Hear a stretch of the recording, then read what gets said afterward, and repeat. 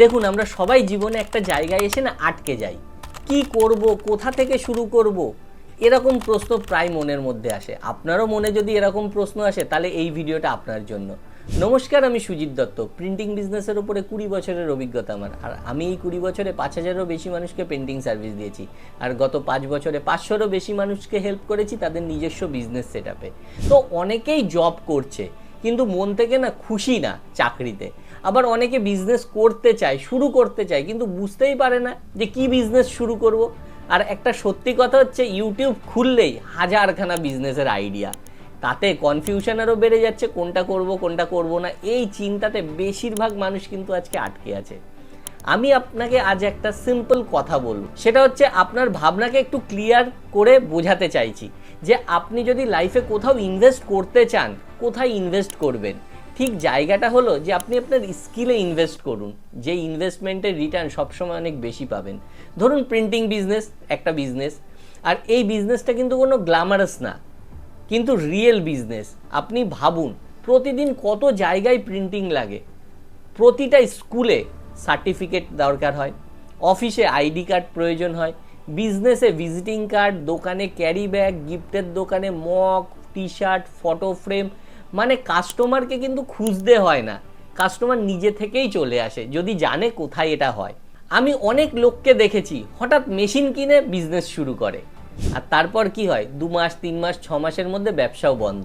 কেন জানেন?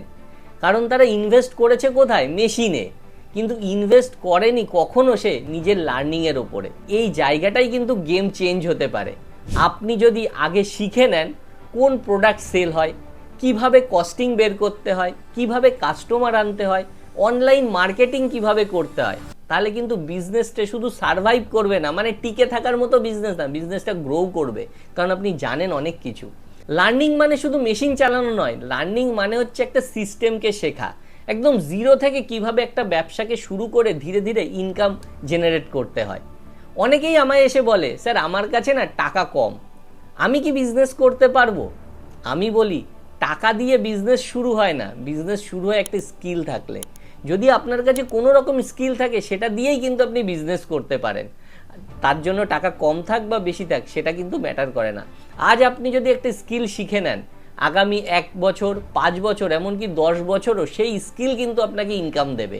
আর এটাই তো লাইফ টাইম ইনকাম অপরচুনিটি।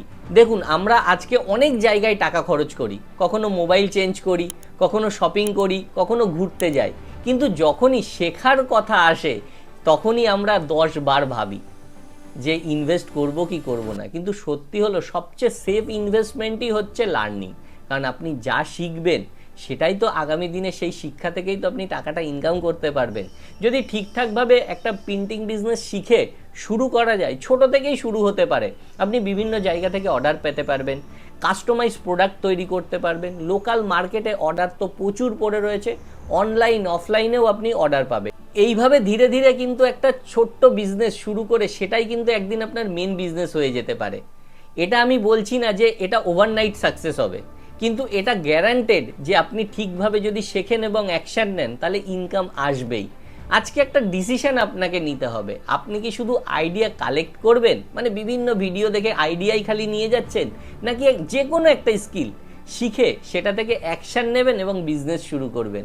তাই জন্যই বলছি প্রিন্টিং শিখুন, নিজের বিজনেস শুরু করতে পারবেন, আর এখান থেকেই আপনি এমন একটা ইনকাম তৈরি করবেন যেটা সারা জীবন আপনাকে এই একই বিজনেস থেকে টাকা দিতে থাকবে, কোনো দিন এর বিকল্প কিছু হবে না।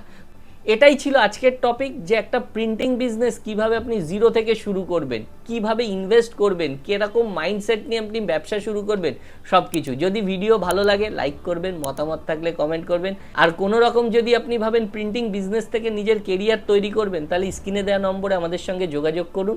তো দেখা হবে পরের ভিডিওতে, ততদিন ভালো থাকবেন, সুস্থ থাকবেন, ধন্যবাদ।